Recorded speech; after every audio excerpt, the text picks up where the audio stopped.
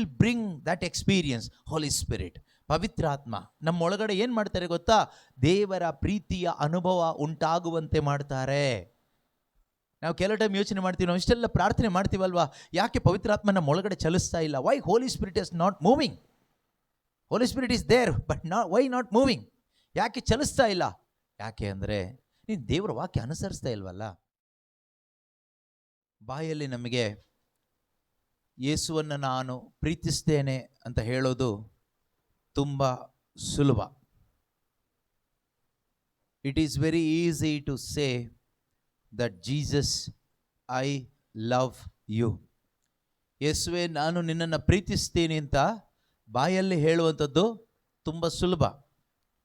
ಆದರೆ ದೇವರಿಗೆ ನಮ್ಮ ಹೃದಯ ಅರ್ಥ ಆಗುತ್ತೆ. ದೇವರಿಗೆ ನಮ್ಮ ಹೃದಯ ಅರ್ಥ ಆಗುತ್ತೆ. ನಾವು ಹೇಳುವಂಥ ಮಾತು ನಿಜವಾಗಲೂ ಹೇಳ್ತಾ ಇದ್ದೀವೋ ಅಥವಾ ಸುಮ್ಮನೆ ಹೇಳ್ತಾ ಇದ್ದೀವೋ ಅನ್ನೋದು ದೇವರಿಗೆ ಚೆನ್ನಾಗಿ ಗೊತ್ತಿದೆ. ಪ್ರೀತಿ ಇದ್ದು ನಾವು ಹೇಳೋದಕ್ಕೂ ಪ್ರೀತಿ ಇಲ್ಲದೆ ಹೇಳೋದಕ್ಕೂ ತುಂಬಾ ವ್ಯತ್ಯಾಸ ಇದೆ.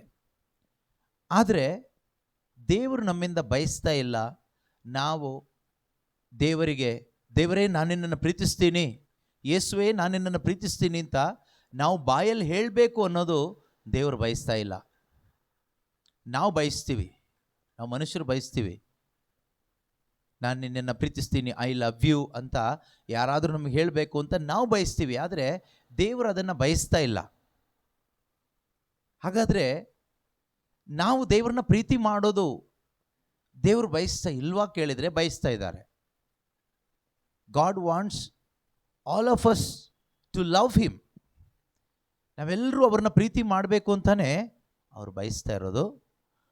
ದೇವರು ನಮ್ಮನ್ನು ಸೃಷ್ಟಿ ಮಾಡಿದ್ದು ಕೂಡ ಅದೇ ಉದ್ದೇಶಕ್ಕೋಸ್ಕರನೇ. ನಾವು ದೇವರನ್ನ ಮಾತ್ರ ಪ್ರೀತಿ ಮಾಡ್ತಾ ಬದುಕಬೇಕು ಅಂತಾನೆ ದೇವರು ನಮ್ಮನ್ನು ಸೃಷ್ಟಿ ಮಾಡಿದ್ದು. ದೇವರನ್ನ ಮಾತ್ರನೇ ಪ್ರೀತಿ ಮಾಡ್ತಾ ಬದುಕಬೇಕು ಅಂತಾನೆ ದೇವರು ನಮ್ಮನ್ನು ಸೃಷ್ಟಿ ಮಾಡಿದ್ದು.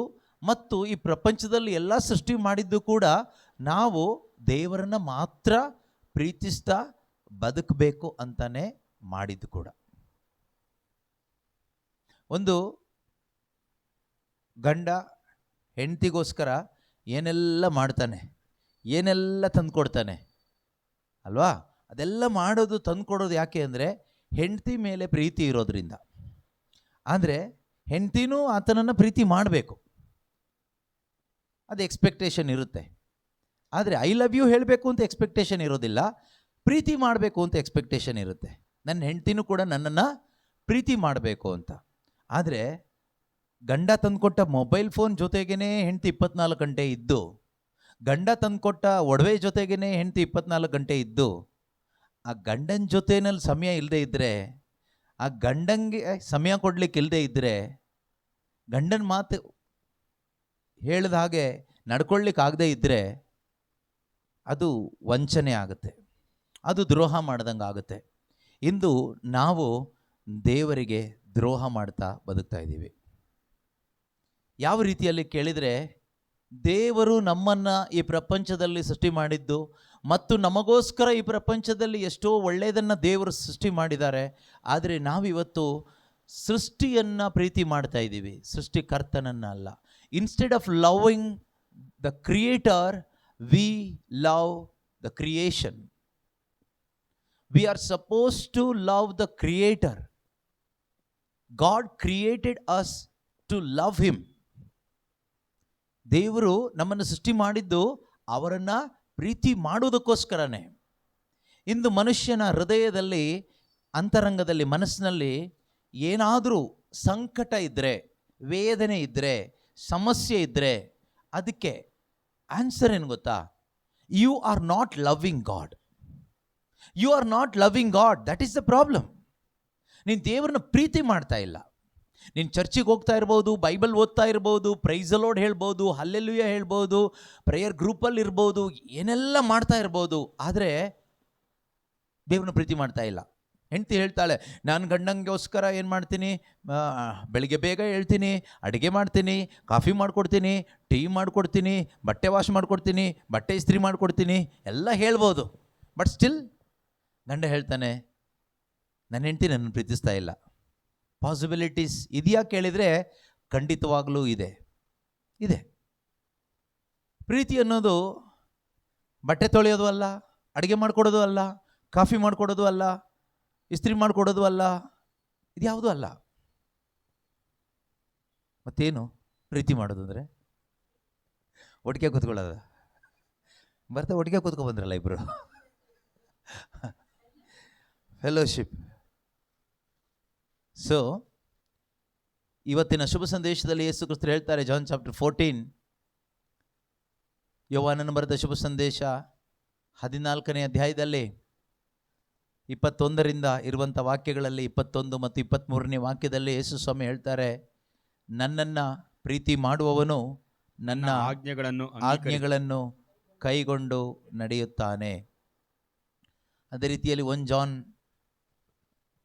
5:3 ನಾವು ಓದ್ತೀವಿ. ಯೋಹಾನನು ಬರೆದ ಮೊದಲನೇ ಪತ್ರಿಕೆ 5ನೇ ಅಧ್ಯಾಯ 3ನೇ ವಚನದಲ್ಲಿ, ದೇವರನ್ನು ಪ್ರೀತಿ ಮಾಡುವುದು ಎಂದರೆ ಭಾನುವಾರ ಚರ್ಚಿಗೆ ಹೋಗೋದು ಮಾತ್ರ ಅಲ್ಲ, ಬೈಬಲ್ ಓದೋದು ಮಾತ್ರ ಅಲ್ಲ, ಕಾಣಿಕೆ ಹಾಕೋದು ಮಾತ್ರ ಅಲ್ಲ, ಅಥವಾ ಇನ್ನೇನೋ ಸಂಪ್ರದಾಯಗಳನ್ನ ಮಾಡೋದಲ್ಲ, ಪ್ರಾರ್ಥನೆ ಮಾಡ್ತಾ ಕೂತ್ಕೊಳ್ಳೋದು ಅಲ್ಲ. ಆದರೆ ಇದೆಲ್ಲ ಮಾಡಬೇಕಾಗಿದ್ದನ್ನೆಲ್ಲ ಮಾಡಬೇಕು. ಆದರೆ ದೇವರು ಕೊಟ್ಟ ಆಜ್ಞೆಗಳನ್ನು ಅನುಸರಣೆ ಮಾಡಿ ನಡೆಯುವುದು ಅಲ್ವಾ. 1 ಜಾನ್, ಯೋಹಾನನು ಬರೆದ ಮೊದಲನೆಯ ಪತ್ರಿಕೆ 5ನೇ ಅಧ್ಯಾಯ 3ನೇ ವಾಕ್ಯ ಅಲ್ವಾ. ದೇವರನ್ನು ಪ್ರೀತಿಸುವುದು ಎಂದರೆ ಅವರು ಕೊಟ್ಟ ಆಜ್ಞೆಗಳನ್ನು ಅನುಸರಿಸಿ ನಡೆಯುವುದೇ. ಅವರ ಆಜ್ಞೆಗಳು ನಮಗೆ ಹೊರೆ ಏನೂ ಅಲ್ಲ. ತುಂಬ ಸುಲಭ ನೋಡಿ ಜೀವನ. ದೇವರನ್ನ ಪ್ರೀತಿ ಮಾಡೋದು ಸುಲಭ ಆಯ್ತಾ? ನಾವು ದೇವ್ರನ್ನ ಪ್ರೀತಿ ಮಾಡ್ತೀವಿ ಅಂತ ಬಾಯಲ್ಲಿ ಹೇಳ್ತಾ ಇದ್ದೀವಿ, ಮತ್ತು ಏನೇನೋ ಮಾಡ್ತಾ ಇದ್ದೀವಿ. ಆದರೆ ದೇವರು ನಮಗೆ ಹೇಳ್ಕೊಡ್ತಾ ಇದ್ದಾರೆ, ದೇವರನ್ನು ಪ್ರೀತಿ ಮಾಡೋದು ಅಂದರೆ ಏನು? ದೇವರನ್ನ ಪ್ರೀತಿ ಮಾಡೋದು ಅಂದರೆ ದೇವರು ಕೊಟ್ಟ ಆಜ್ಞೆಗಳನ್ನು ಅನುಸರಿಸಿ ನಡೆಯೋದು. ಮನುಷ್ಯ ಕೊಟ್ಟಿದ್ದಲ್ಲ. ಮನುಷ್ಯ ಸುಮಾರು ಆಜ್ಞೆಗಳನ್ನ ಕೊಡ್ತಾನೆ. ಮನುಷ್ಯನ ಆಜ್ಞೆ ಅನುಸರಿಸೋದಲ್ಲ ಮುಖ್ಯ ಇಲ್ಲಿ. ದೇವರು ಕೊಟ್ಟ ಆಜ್ಞೆಗಳನ್ನು ಅನುಸರಿಸಿ ನಡೆಯುವುದೇ ದೇವರನ್ನ ಪ್ರೀತಿ ಮಾಡೋದು. ಈಗ ನಮ್ಮ ಹೃದಯದಲ್ಲಿ ದೇವರ ಮೇಲೆ ಪ್ರೀತಿ ಇದ್ದರೆ ನಾವೇನು ಮಾಡ್ತೀವಿ ಗೊತ್ತಾ? ನಾವು ಎಷ್ಟೇ ಕಷ್ಟ ಆದರೂ, ಏನೇ ನಷ್ಟ ಆದರೂ, ನಾವು ದೇವರು ಕೊಟ್ಟ ಆಜ್ಞೆಗಳನ್ನು ಅನುಸರಣೆ ಮಾಡಿ ನಡೀತೀವಿ. ಬೈಬಲ್ ಹೇಳುತ್ತೆ, ದೇವರ ಆಜ್ಞೆಗಳು ನಮಗೆ ಹೊರೆ ಅಲ್ಲ. ದೇವರ ಆಜ್ಞೆಗಳು ನಮಗೆ ಹೊರೆ ಅಲ್ಲ. ಇವತ್ತು ನಾವು ನಿಜವಾಗ್ಲೂ ದೇವರನ್ನ ಪ್ರೀತಿ ಮಾಡ್ತಾ ಇದ್ದೀವ? ಬಾಯಲ್ಲಿ ಹೇಳ್ತಾ ಇದ್ದೀವಿ, ಪ್ರೀತಿಸುವೆ ಯೇಸು ರಾಜ, ಪ್ರೀತಿಸುವೆ, ಅದೆಲ್ಲ ಹಾಡ್ತಾ ಇದ್ದೀವಿ.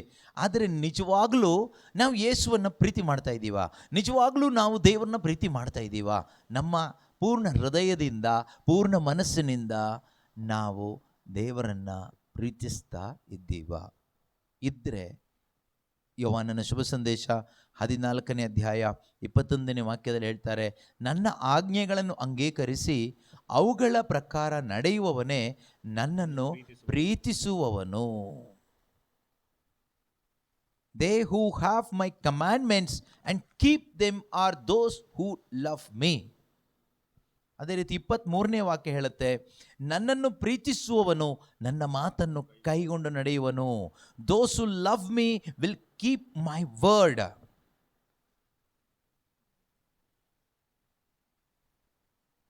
ನೀವು ಕೇಳ್ಬೋದು, ದೇವರನ್ನ ನಾವು ಪ್ರೀತಿ ಮಾಡೋದ್ರಿಂದ ನಮಗೇನು ಲಾಭ ಅಲ್ವಾ?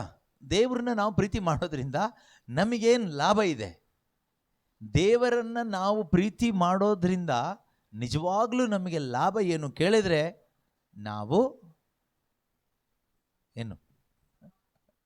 ನಾವು ಈ ಲೋಕದಲ್ಲಿ ಸಂತೋಷವಾಗಿ ಬದುಕಲಿಕ್ಕಾಗತ್ತೆ,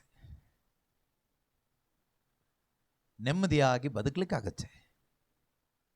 ಕೆಲವರು ಕೇಳ್ತಾರೆ, ನಾವು ಎಷ್ಟು ಕಷ್ಟಪಟ್ಟು ಬೆಳಿಗ್ಗೆ ಎದ್ದು ಚರ್ಚಿಗೆ ಹೋಗಿ ಪ್ರಾರ್ಥನೆ ಮಾಡಿ ಬರ್ತೀವಿ, ಸಮಾಧಾನನೇ ಇಲ್ಲ, ಒಂದು ಸಂತೋಷನೇ ಇಲ್ಲ ಜೀವನದಲ್ಲಿ, ಯಾಕೆ ಹೀಗೆ? ಯಾಕೆ ಅಂದರೆ ನೀವು ದೇವ್ರನ್ನ ಪ್ರೀತಿ ಮಾಡ್ತಾ ಇಲ್ಲ ಅದಕ್ಕೋಸ್ಕರ. ಮತ್ತು ನಾವು ಡೈಲಿ ಚರ್ಚಿಗೆ ಹೋಗ್ತೀವಲ್ವಾ, ಚರ್ಚಿಗೆ ಯಾರು ಬೇಕಾದರೂ ಹೋಗ್ಬೋದು, ಚರ್ಚಿಗೆ ಯಾರು ಬೇಕಾದರೂ ಹೋಗ್ಬೋದು. ಚರ್ಚಿಗೆ ಹೋಗೋರೆಲ್ಲ ದೇವ್ರನ್ನ ಪ್ರೀತಿ ಮಾಡೋರು ಅಂತಾನಾ? ಅಲ್ಲ, ಖಂಡಿತವಾಗಲೂ ಅಲ್ಲ. ಯಾರು ಬೇಕಾದರೂ ಬರ್ಬೋದು. ಸಾಂಪ್ರದಾಯಿಕವಾಗಿ ಹೋಗೋರಿದ್ದಾರೆ, ಭಯದಿಂದ ಹೋಗೋರಿದ್ದಾರೆ, ಅಭಿಮಾನದಿಂದ ಹೋಗೋರಿದ್ದಾರೆ, ಇನ್ನೇನು ಕಟ್ಟಳೆಗೆ ಒಳಪಟ್ಟು ಹೋಗೋರಿದ್ದಾರೆ, ನಿಯಮಕ್ಕೆ ಒಳಪಟ್ಟು ಹೋಗೋರಿದ್ದಾರೆ, ಈ ರೀತಿ ಅನೇಕ ರೀತಿಯಲ್ಲಿ ಹೋಗೋರಿದ್ದಾರೆ. ಆದ್ದರಿಂದ ಚರ್ಚಿಗೆ ಹೋದ ತಕ್ಷಣ ದೇವ್ರನ್ನ ಪ್ರೀತಿ ಮಾಡ್ತಾರೆ ಅಂತಲೂ ಅಲ್ಲ. ಅಥವಾ ಇನ್ನು ಕೆಲವರು ಬೈಬಲ್ ಓದ್ತಾರೆ, ಡೈಲಿ ಬೈಬಲ್ ಓದ್ತಾರೆ. ನಾವು ಡೈಲಿ ಬೈಬಲ್ ಓದ್ತೀವಿ, ಆದರೂ ಕೂಡ ನಮಗೊಂದು ನೆಮ್ಮದಿ ಇಲ್ಲ, ಸಮಾಧಾನ ಇಲ್ಲ. ಬೈಬಲ್ ಓದೋದ್ರಿಂದ ನೆಮ್ಮದಿ ಸಿಗೋದಿಲ್ಲ. ದೇವ್ರನ್ನ ಪ್ರೀತಿ ಮಾಡೋದ್ರಲ್ಲಿ ನೆಮ್ಮದಿ ಸಿಗುತ್ತೆ. ಬೈಬಲ್ನ ಓದೋರೆಲ್ಲ ದೇವ್ರನ್ನ ಪ್ರೀತಿ ಮಾಡೋರು ಅಂತಲೂ ನಂಬಲಿಕ್ಕಾಗಲ್ಲ. ಬೈಬಲ್ನ ಬೋಧನೆ ಮಾಡೋರೆಲ್ಲ ದೇವ್ರನ್ನ ಪ್ರೀತಿ ಮಾಡೋರು ಅಂತಲೂ ನಂಬಲಿಕ್ಕಾಗಲ್ಲ. ಅಥವಾ ಪ್ರಾರ್ಥನೆ ಮಾಡೋರೆಲ್ಲರೂ ಕೂಡ ದೇವ್ರನ್ನ ಪ್ರೀತಿ ಮಾಡೋರು ಅಂತಲೂ ನಂಬಲಿಕ್ಕಾಗೋದಿಲ್ಲ. ದೇವ್ರನ್ನ ಪ್ರೀತಿ ಮಾಡೋದು ಅಂದರೆ ದೇವರ ಮಾತುಗಳನ್ನು ಅಥವಾ ದೇವರು ಕೊಟ್ಟ ಆಜ್ಞೆಗಳನ್ನು ಅನುಸರಣೆ ಮಾಡಿ ನಡೆಯೋದೇ ದೇವರನ್ನ ಪ್ರೀತಿ ಮಾಡೋದು. ದೇವರನ್ನ ಪ್ರೀತಿ ಮಾಡುವಾಗ ನಮ್ಮ ಜೀವನ ಪ್ರೀತಿಮಯವಾಗುತ್ತೆ. ಲಾಭ ಅದೇನೆ. ನಮ್ಮ ಜೀವನದಲ್ಲಿ ಏನಿರುತ್ತೆ ಕೇಳಿದರೆ, we can experience the love of God. When you obey the word of God or the commandment of God, you can experience the love of God. ದೇವರ ವಾಕ್ಯವನ್ನು ಅನುಸರಣೆ ಮಾಡ್ತಾ ಬದುಕೋಳಿಗೆ ದೇವರ ಪ್ರೀತಿಯ ಅನುಭವ ದೇವರು ಪವಿತ್ರಾತ್ಮ ಅವರ ಮುಖಾಂತರ ಕೊಡ್ತಾರೆ. ಎಷ್ಟೋ ಜನ ಪವಿತ್ರಾತ್ಮ ಅವರನ್ನು ಸ್ವೀಕಾರ ಮಾಡಿರ್ತೀರಿ, ಆದರೆ ದೇವರ ಪ್ರೀತಿ ಅನುಭವ ಸಿಗ್ತಾ ಇಲ್ಲ. ಯಾಕೆ ಕೇಳಿದರೆ, ಪವಿತ್ರಾತ್ಮನ ಸ್ವೀಕಾರ ಮಾಡಿದ ಮಾತ್ರಕ್ಕೆ ಯಾರಿಗೂ ಕೂಡ ದೇವರ ಪ್ರೀತಿ ಅನುಭವ ಸಿಗೋದಿಲ್ಲ. ಪವಿತ್ರಾತ್ಮ ಬೇಕೇ ಬೇಕು. Holy spirit is the generator of God's love. ಪವಿತ್ರಾತ್ಮನೇ ನಮ್ಮಲ್ಲಿ ದೇವರ ಪ್ರೀತಿಯನ್ನು ಜನರೇಟ್ ಮಾಡೋದು, ನಮ್ಮಲ್ಲಿ ಅನುಭವಕ್ಕೆ ತಂದು ಕೊಡೋದು ಅವರೇನೆ. ಬಟ್ ಒಂದು ಬಟ್ ಇದೆ ಅಲ್ಲಿ. But we need to obey the word of God. ನಾವು ದೇವರ ವಾಕ್ಯ ಅನುಸರಣೆ ಮಾಡ್ತಾ ಬದುಕುವಾಗ, ಇಲ್ಲಿ 21ನೇ ವಾಕ್ಯದಲ್ಲಿ ಹೇಳ್ತಾರಲ್ವಾ, 21ನೇ ವಾಕ್ಯದಲ್ಲಿ ಏನು ಹೇಳ್ತಾರೆ? ನನ್ನ ಆಜ್ಞೆಗಳನ್ನು ಅಂಗೀಕರಿಸಿ ಅವುಗಳ ಪ್ರಕಾರ ನಡೆಯುವವನೇ ನನ್ನನ್ನು ಪ್ರೀತಿಸುವವನು. ನನ್ನನ್ನು ಪ್ರೀತಿಸುವವನು ನನ್ನ ಪಿತನಿಗೂ ಪ್ರಿಯನಾಗಿರುವನು. ನಾನು ಅವನನ್ನು ಪ್ರೀತಿಸಿ ನನ್ನನ್ನೇ ಅವನಿಗೆ ಸಾಕ್ಷಾತ್ಕರಿಸಿ ಕೊಡುತ್ತೇನೆ. C, they who have my commandments and keep them are those who love me, and those who love me will be loved by my father. C, you will be loved by the Father. That means you can experience Father's love. ತಂದೆ ದೇವರ ಪ್ರೀತಿ ನಮ್ಮ ಹೃದಯದಲ್ಲಿ ನಮಗೆ ಅನುಭವಿಸಲಿಕ್ಕೆ ಸಾಧ್ಯವಾಗಬೇಕಾದ್ರೆ ನಾವು ಸುಮ್ಮನೆ ದೇವರನ್ನಪ್ಪ ಅಂತ ಕರೆದ ತಕ್ಷಣ ಸಿಗೋದಿಲ್ಲ. ಕರಿಬೇಕು, ಒಳ್ಳೆಯದೇ, ಆದರೆ ಹಾಗೆ ಕರೆದ ಮಾತ್ರಕ್ಕೆ ಆ ಪ್ರೀತಿ ಸಿಗೋದಿಲ್ಲ. ಇದರಲ್ಲಿ ಇಮೋಷನಲಿ ಏನು ಹೇಳ್ತಾ ಇಲ್ಲ ಜೀಸಸ್ ಇಲ್ಲಿ. Everything is practical and based on faith. ವಿಶ್ವಾಸ ಇಟ್ಟವನ ಜೀವನದಲ್ಲಿ ಇದು ನೆರವೇರುತ್ತೆ 100%. ಇದರಲ್ಲಿ ಯಾವುದೂ ಡೌಟ್ ಇಲ್ಲ. ಇಲ್ಲಿ ಇಮೋಷನಲ್ ಬ್ಲ್ಯಾಕ್ ಮೇಲ್ ಏನೂ ಇಲ್ಲ. ಕರಿಸ್ಮ್ಯಾಟಿಕ್ ಪ್ರೇಯರಲ್ಲಿ ಇವತ್ತು ಜಾಸ್ತಿನೇ ಇದೆ ಬಿಡಿ, ಆ ರೀತಿ ಏನೂ ಇಲ್ಲ. ಇಲ್ಲಿ ಯೇಸು ಹೇಳ್ತಾರೆ, ನನ್ನ ಪ್ರೀತಿಸುವವನು, ನನ್ನ ಮೇಲೆ ನಿಮಗೆ ಪ್ರೀತಿ ಇದ್ದರೆ ನೀವು ನನ್ನ ಮಾತುಗಳನ್ನ, ನನ್ನ ಆಜ್ಞೆಗಳನ್ನು ಕೈಗೊಂಡು ನಡೀತೀರಿ. ನೀವು ಹಾಗೆ ನಡೆಯುವಾಗ ನಾನು ಸುಮ್ಮನೆ ಇರೋದಿಲ್ಲ. ಏನು ಮಾಡ್ತೀನಿ? ತಂದೆ ದೇವರ ಪ್ರೀತಿ ನಿಮಗೆ ಅನುಭವಿಸುವ ಹಾಗೆ ಮಾಡ್ತೀನಿ. You can experience father's love. That is what we need today. ನಮಗಿವತ್ತು ಬೇಕಾಗಿರೋದು ಅದೇನೆ. ನಮಗೆ ಬೇಕಾಗಿರೋದು ಅವನ ಪ್ರೀತಿ, ಇವಳ ಪ್ರೀತಿ, ಅವ್ರ ಪ್ರೀತಿ, ಇವ್ರ ಪ್ರೀತಿ ಅಲ್ಲ. ನಮಗಿವತ್ತು ನಿಜವಾಗಲೂ ಈ ಪ್ರಪಂಚದಲ್ಲಿ ಸರ್ವೈವ್ ಆಗಲಿಕ್ಕೆ ಬೇಕಾಗಿರೋದು ಮಾನುಷಿಕವಾದ ಒಂದು ಪ್ರೀತಿ ಅಲ್ವೇ ಅಲ್ಲ.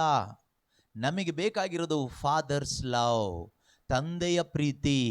ಸ್ವರ್ಗದಲ್ಲಿರುವ ನಮ್ಮ ತಂದೆಯೇ ಅಂತ ನಾವು ಕರಿತೀವಲ್ವಾ, ಆ ಪರಲೋಕದ ತಂದೆಯಾದ ದೇವರ ಪ್ರೀತಿ ನಮಗಿವತ್ತು ಬೇಕಾಗಿದೆ. ನಮ್ಮ ಹೃದಯದಲ್ಲಿ ಆ ಪ್ರೀತಿಯ ಕೊರತೆ ಇದೆ. ನಮ್ಮ ಹೃದಯ ಆ ಪ್ರೀತಿಗಾಗಿ ತವಕ ಪಡ್ತಾ ಇದೆ. ನಮಗೆ ಗೊತ್ತಾಗ್ತಾ ಇಲ್ಲ. ಬಟ್ ಈ ಪ್ರೀತಿ ಅನುಭವಿಸ್ಲಿಕ್ಕೆ ನಾವು ಎಲ್ಲೂ ಹೋಗುವ ಅವಶ್ಯಕತೆ ಇಲ್ಲ. ತಂದೆಯ ಪ್ರೀತಿಯನ್ನು ಅನುಭವಿಸ್ಲಿಕ್ಕೆ ನೀವು 24 ಗಂಟೆ ಬೈಬಲ್ ಓದ್ತಾ ಕೂತ್ಕೊಳ್ಳುವ ಅವಶ್ಯಕತೆ ಇಲ್ಲ. ತಂದೆಯ ಪ್ರೀತಿ ಅನುಭವಿಸ್ಲಿಕ್ಕೆ ನೀವು ಡೈಲಿ ಚರ್ಚಿಗೆ ಹೋಗೋ ಅವಶ್ಯಕತೆಯೂ ಇಲ್ಲ. ತಂದೆ ಪ್ರೀತಿ ಅನುಭವಿಸ್ಲಿಕ್ಕೋಸ್ಕರ ಚರ್ಚಿಗೆ ಹೋಗೋ ಅವಶ್ಯಕತೆ ಇದೆ, ಹೋಗಬೇಕು. ಆದರೆ ತಂದೆಯ ಪ್ರೀತಿ ಅನುಭವಿಸ್ಲಿಕ್ಕೋಸ್ಕರ ಅಲ್ಲಿಗೆ ಹೋಗೋದಲ್ಲ. ತಂದೆಯ ಪ್ರೀತಿ ಅನುಭವಿಸ್ಲಿಕ್ಕೋಸ್ಕರ ನೀವು ಹಲ್ಲೆಲೂಯಾ ಪ್ರೈಸ್ ಲಾರ್ಡ್ ಹೇಳೋದು ಬೇಕಾಗಿಲ್ಲ. ತಂದೆಯ ಪ್ರೀತಿ ಅನುಭವಿಸ್ಲಿಕ್ಕೆ ಯೇಸುವಿನ ಮಾತುಗಳನ್ನು ನಾವು ಅನುಸರಿಸಿ ಜೀವಿಸಿದರೆ ಅಷ್ಟೇ ಸಾಕು. When you obey the words of Jesus you can experience the father's love. Who will bring that experience? Holy Spirit, ಪವಿತ್ರಾತ್ಮ ನಮ್ಮೊಳಗಡೆ ಏನು ಮಾಡ್ತಾರೆ ಗೊತ್ತಾ? ದೇವರ ಪ್ರೀತಿಯ ಅನುಭವ ಉಂಟಾಗುವಂತೆ ಮಾಡ್ತಾರೆ. ನಾವು ಕೆಲವು ಟೈಮ್ ಯೋಚನೆ ಮಾಡ್ತೀವಿ, ನಾವು ಇಷ್ಟೆಲ್ಲ ಪ್ರಾರ್ಥನೆ ಮಾಡ್ತೀವಲ್ವಾ, ಯಾಕೆ ಪವಿತ್ರಾತ್ಮ ನಮ್ಮ ಒಳಗಡೆ ಚಲಿಸ್ತಾ ಇಲ್ಲ? Why Holy spirit is not moving? Holy spirit is there but why not moving? ಯಾಕೆ ಚಲಿಸ್ತಾ ಇಲ್ಲ? ಯಾಕೆ ಅಂದರೆ ನೀನು ದೇವರ ವಾಕ್ಯ ಅನುಸರಿಸ್ತಾ ಇಲ್ವಲ್ಲ, ದೇವರ ಆಜ್ಞೆಗಳನ್ನ ಅನುಸರಿಸ್ತಾ ಇಲ್ವಲ್ಲ. ಅದನ್ನು ಅನುಸರಣೆ ಮಾಡಲಿಕ್ಕೆ ನೀನು ಹೊರೆ ಅಲ್ಲ ಅಂತಲೂ ದೇವರು ಹೇಳಿಬಿಟ್ಟಿದ್ದಾರೆ. ಹಾಗಾದರೆ ದೇವರ ಮಾತುಗಳನ್ನು, ದೇವರ ಆಜ್ಞೆಗಳನ್ನು ನಾವು ಅನುಸರಣೆ ಮಾಡಲಿಕ್ಕೆ ಆಗಬೇಕಾದ್ರೆ ನಮಗೆ ಫಸ್ಟ್ ದೇವರಲ್ಲಿ ವಿಶ್ವಾಸ ಬೇಕು.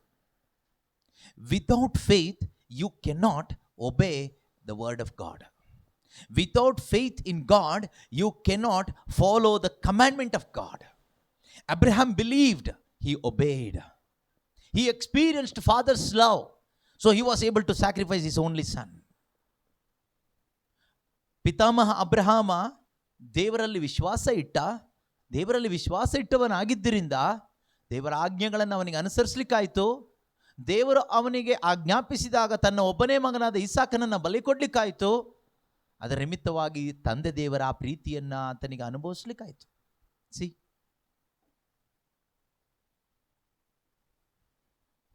ನಮ್ಮ ಮೈಂಡಲ್ಲಿ ಇವತ್ತೇನು ಕುತ್ಕೊಬಿಟ್ಟಿದೆ ಅಂದರೆ ದೇವರ ಆಜ್ಞೆಗಳು ನಮಗಲ್ಲ. ದೇವರ ಆಜ್ಞೆಗಳು ತುಂಬ ಕಷ್ಟ. ದೇವರ ಆಜ್ಞೆಗಳನ್ನ ಅನುಸರಿಸ್ಬಿಟ್ರೆ ನಿಮ್ಗೆ ತುಂಬ ಕಷ್ಟ ಆಗುತ್ತೆ, ಆಯಿತಾ? ಆದರೆ ಬೈಬಲ್ ಹೇಳುತ್ತೆ ದೇವರ ಆಜ್ಞೆಗಳು ನಮಗೆ ಹೊರೆ ಅಲ್ಲ. ಮನುಷ್ಯನ ಆಜ್ಞೆಗಳು ಹೊರೆ. ನೀವು ಯಾವುದೇ ಒಂದು ಸಭೆಗೆ ಸೇರ್ಕೊಳ್ಳಿ, ಚರ್ಚಿಗೆ ಸೇರ್ಕೊಳ್ಳಿ, ಪ್ರತಿಯೊಂದು ಚರ್ಚಲ್ಲೂ ಅವ್ರದ್ದೇ ಆದ ಆಜ್ಞೆಗಳಿದೆ. ಪ್ರತಿಯೊಂದು ಸಭೆಗಳಲ್ಲೂ ಆ ಸಭೆಗೆ ಸಂಬಂಧಪಟ್ಟ ನಿಯಮಗಳಿದೆ, ಆಜ್ಞೆಗಳಿದೆ, ಪಾಲಿಸೀಸ್, ಕಮ್ಯಾಂಡ್ಮೆಂಟ್ಸ್, ರೂಲ್ಸ್, ಕಟ್ಟಳೆಗಳು, ಅದು ಇದು ಎಲ್ಲ ಇದೆ. ಅದು ಹೊರೆ ಆಗ್ಬೋದು ನಿಮಗೆ ಕೆಲವೊಮ್ಮೆ, ಆದರೆ ದೇವರ ಆಜ್ಞೆಗಳು ಹೊರೆ ಅಲ್ಲ. ದೇವರು ಕೊಟ್ಟ ಆಜ್ಞೆಗಳು, ದೇವರ ಮಾತುಗಳು ಯಾವ ಮನುಷ್ಯನಿಗೂ ಹೊರೆ ಅಲ್ಲ. ನಿಮ್ಮ ಮೇಲಿರುವ ಹೊರೆಯನ್ನು ಅದು ಇಳಿಸುತ್ತೆ. Okay, when you obey the commandment of God you will be free from all the burdens. You will be free from all unwanted burdens. Word of God is not burdensome, but the commandments of this world, religious commandments, are burdensome. ಈ ಲೋಕದ ಧಾರ್ಮಿಕವಾದ ಅನೇಕ ಆಜ್ಞೆಗಳಿದೆ. ಒಂದೊಂದು ಧರ್ಮದಲ್ಲಿ ಅವರದೇ ಆದ ಆಜ್ಞೆಗಳಿದೆ, ನಿಯಮಗಳಿದೆ. ಅದು ನಮಗೆ ದೊಡ್ಡ ಹೊರೆ. ಆದರೆ ದೇವರ ಆಜ್ಞೆ ನಮಗೆ ಹೊರೆ ಅಲ್ಲ. ದೇವರ ಆಜ್ಞೆ ನಮಗೆ ಏನು ಕೊಡುತ್ತೆ? It will make you free. ಅದು ನಮ್ಮನ್ನು ಸ್ವತಂತ್ರ ಮಾಡುತ್ತೆ. It will remove the burden from your neck, your shoulder, your heart. ನಿಮ್ಮ ಹೃದಯದಿಂದ ಆ ಹೊರೆಯನ್ನು ಇದು ತೆಗೆದು ಹಾಕುತ್ತೆ. ಪ್ರೀತಿಯ ಸಹೋದರ ಸಹೋದರಿಯರೇ, ದೇವರ ಆಜ್ಞೆಗಳು ಅಷ್ಟೊಂದು ಸಮಾಧಾನ, ದೇವರ ಆಜ್ಞೆ ಅನುಸರಿಸುವಾಗ ಅಷ್ಟೊಂದು ಸಂತೋಷ, ಅಷ್ಟೊಂದು ಏನು ಉತ್ಸಾಹ ಅಂತ ಹೇಳ್ತೀವಲ್ಲ, ಅದು ನಮಗೆ ಸಿಗುತ್ತೆ ದೇವರ ಆಜ್ಞೆಗಳನ್ನು ಅನುಸರಿಸುವಾಗ. ಆದರೆ ವಿಶ್ವಾಸ ಬೇಕು. ವಿಶ್ವಾಸವಿಲ್ಲದೆ ದೇವರ ಆಜ್ಞೆಗಳನ್ನು ಅನುಸರಣೆ ಮಾಡಲಿಕ್ಕೆ ಸಾಧ್ಯನೇ ಇಲ್ಲ. ಕತೆ ಹೇಳ್ತಾ ಕೂತ್ಕೊಳ್ತೀವಿ, ಎಲ್ಲದಕ್ಕೂ ನಾವು ಕ್ವಶನ್ ಹಾಕ್ತಾ ಕೂತ್ಕೊಳ್ತೀವಿ. ದೇವರ ಆಜ್ಞೆಗಳು ಕ್ವಶನ್ ಹಾಕ್ಲಿಕ್ಕಲ್ಲ. No question in obeying the commandments of God, only doing. ದೇವರು ಹೇಳ್ತಾರೆ ಇದನ್ನು ಮಾಡು, ಅಷ್ಟೇ ಮಾಡಬೇಕು. ಮಾಡಬೇಕಾದ್ರೆ ನಮಗೇನು ಬೇಕು? ವಿಶ್ವಾಸ ಬೇಕು. ಆದರೆ ಇವತ್ತು ಏನಾಗ್ಬಿಟ್ಟಿದೆ ಅಂದರೆ ವಿಶ್ವಾಸವಿಲ್ಲದ ದುಷ್ಟ ಪೀಳಿಗೆ ಆಗ್ಬಿಟ್ಟಿದ್ದೀವಿ ನಾವು. ಯೇಸು ಕ್ರಿಸ್ತರು ಅವತ್ತು ಹೇಳಿದವಲ್ಲ, ಅಯ್ಯೋ ವಿಶ್ವಾಸವಿಲ್ಲದ ದುಷ್ಟ ಪೀಳಿಗೆಯೇ, ಇನ್ನೆಷ್ಟು ಕಾಲ ನಾನು ನಿನ್ನನ್ನು ಸಹಿಸಿಕೊಳ್ಳಲಿ. ಇವತ್ತು ಕೂಡ ಅದೇ ಪರಿಸ್ಥಿತಿಯಲ್ಲಿ ನಾವಿದ್ದೀವಿ. ಒಂದು ವಿಶ್ವಾಸವಿಲ್ಲದ ಒಂದು ದುಷ್ಟ ಪೀಳಿಗೆಯಾಗಿ ನಾವು ಬದುಕ್ತಾ ಇದ್ದೀವಿ. ಅಂದರೆ ನಾವು ಹೇಳ್ತೀವಿ ನಮಗೆ ದೇವರು ಗೊತ್ತಾ, ನಮಗೆ ಯೇಸು ಗೊತ್ತಾ, ನಮಗೆ ಪವಿತ್ರಾತ್ಮರು ಗೊತ್ತಾ, ನಮಗೆ ಬಾರ್ನ್ ಅಗೇನ್ ಅಂದರೆ ಏನೂ ಗೊತ್ತಲ್ವಾ? ಹಾಂ, ನಮಗೆಲ್ಲ ಗೊತ್ತು. ನಮಗೆ ನಿತ್ಯ ಜೀವ ಗೊತ್ತು, ಸ್ವರ್ಗ ಗೊತ್ತು, ನರಕ ಗೊತ್ತು, ಸೈತಾನ ಗೊತ್ತು. We know everything. ನಮಗೆ ಗೊತ್ತಿಲ್ಲದಿರೋ ವಿಷಯನೇ ಇಲ್ಲ ಅನಿಸುತ್ತೆ. ಎಲ್ಲ ಗೊತ್ತು. ದೇವರ ಆಜ್ಞೆ ಅನುಸರಿಸ್ತಾ ಇದ್ದೀವಾ? Are we truly obeying the commandment of God? Are we truly obeying the word of God? ವಾಕ್ಯ ಹೇಳ್ತಾನೂ ಇರ್ತೀವಿ ಬಾಯಲ್ಲಿ, ಹಾಡು ಹಾಡ್ತೀವಿ, ಸ್ತುತಿ ಮಾಡ್ತೀವಿ, ಚರ್ಚಿಗೆ ಹೋಗ್ತೀವಿ, ಕಾಣಿಕೆ ಕೊಡ್ತೀವಿ, ಎಲ್ಲ ಮಾಡ್ತೀವಿ. ಆದರೆ ದೇವರು ಹೇಳಿದ ಮಾತನ್ನು ಅನುಸರಣೆ ಮಾಡ್ತೀವ? ದೇವರ ಆಜ್ಞೆಗಳನ್ನ ಅನುಸರಿಸ್ತೀವ? ಈಗ ಫಾರ್ ಎಕ್ಸಾಂಪಲ್ ನಾವು ಹಳೆ ಒಡಂಬಡಿಕೆದೆ ತಗೊಳ್ಳೋಣ. 10 ಕಮ್ಯಾಂಡ್ಮೆಂಟ್ಸ್ ಇದೆ ಅಲ್ವಾ? ಈ 10 ಆಜ್ಞೆಗಳಲ್ಲಿ 10 ಆಜ್ಞೆಗಳನ್ನ ಅನುಸರಿಸೋದ್ರಿಂದ ನಿಮಗೆ ಯಾವುದು ಹೊರೆ ಅನಿಸುತ್ತೆ ಹೇಳಿ ನೋಡೋಣ? 10 ಆಜ್ಞೆಗಳಲ್ಲಿ ನಾನು ಎಕ್ಸಾಂಪಲ್ ಹೇಳ್ತಾ ಇರೋದು. ಈಗ ಅದನ್ನೇ ಅನುಸರಿಸಿ ಅಂತಲ್ಲ ನಾನು ಹೇಳ್ತಾ ಇರೋದು, ಅದನ್ನು ಅನುಸರಿಸಲೇಬೇಕು. Because those commandments are the moral laws. ಅರ್ಥ ಆಗ್ತಿದೆಯಾ? ಅದೊಂದು ನಿಯಮ ಅಲ್ಲ. ಕಮಾಂಡ್ಮೆಂಟ್ಸ್ ಆರ್ ನಾಟ್ ಲಾ, ನಿಯಮ ಅಲ್ಲ. Those are the moral loss. ಅದು ರಿಲಿಜಿಯಸ್ ಲಾ ಅಲ್ಲ, ಒಂದು ಧರ್ಮಕ್ಕೆ ಕೊಟ್ಟಿದ್ದಲ್ಲ. ಅದು ಎಲ್ರಿಗೂ ಮೋರಲಿ ಇಟ್ ಈಸ್ ರೈಟ್. ಅದು ಬೇಡ ಬಿಡಿ, ಆ ಕಡೆ ವಿಷಯಕ್ಕೆ ಹೋಗೋದು ಬೇಡ. ಅಂದರೆ ನನ್ನ ಈಗ 10 ಆಜ್ಞೆಗಳು ಬೈಬಲ್ನಲ್ಲಿ ಇದೆಯಲ್ವಾ? ಅದರಲ್ಲಿ ಯಾವ ಆಜ್ಞೆ ನಮ್ಗೆ ಹೊರೆ ಆಗುತ್ತೆ? 10 ಆಜ್ಞೆಗಳಲ್ಲಿ ಯಾವ ಆಜ್ಞೆ ನಮಗೆ ಹೊರೆ ಅನಿಸುತ್ತೆ?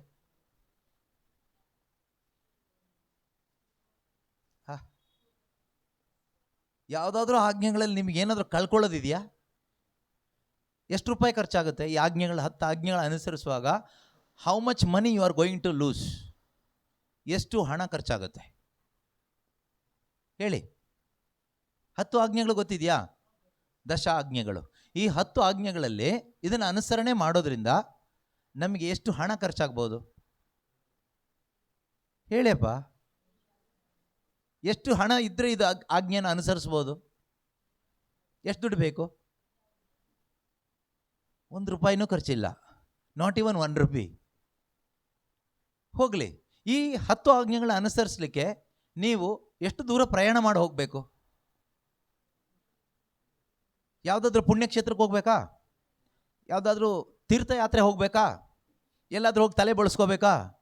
ಕುರಿ ಕೋಳಿ ಏನಾದರೂ ಕೊಡಬೇಕಾ? ಹರಕೆ ಕಟ್ಕೋಬೇಕಾ? ಏನು ಮಾಡೋದಿಲ್ವಲ್ಲ.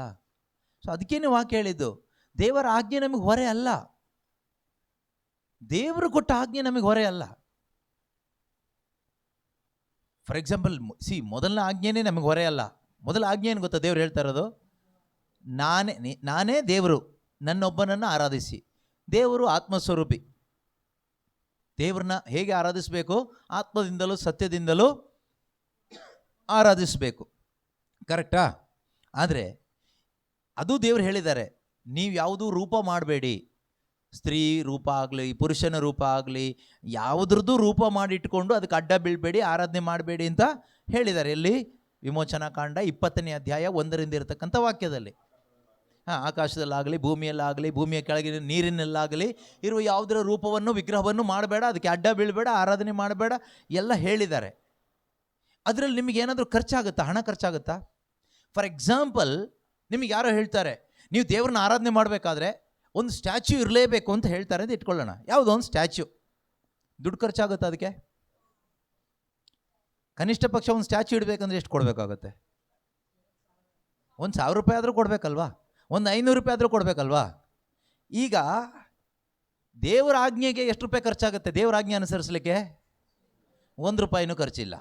ನೀವು ದೇವ್ರನ್ನ ಆರಾಧನೆ ಮಾಡೋದಾದರೆ ಒಂದು ಸಣ್ಣ ಸ್ಟ್ಯಾಚ್ಯೂನಾದರೂ ಇಡಲೇಬೇಕು, ಏನಾದರೂ ಒಂದು ಇಡಲೇಬೇಕು ಅನ್ನೋದಾದರೆ ಈ ಇಡೋ ಐಟಮ್ ತಗೋಬೇಕಂತ ದುಡ್ಡು ಬೇಕಲ್ವಾ?